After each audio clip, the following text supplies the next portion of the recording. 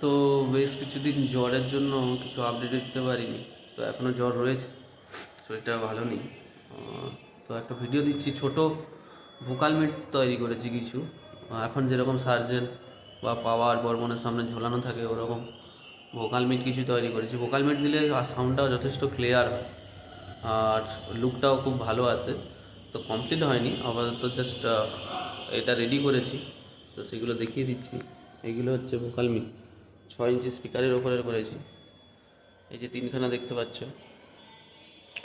এগুলো সব 6 inch speaker লাগানো হবে।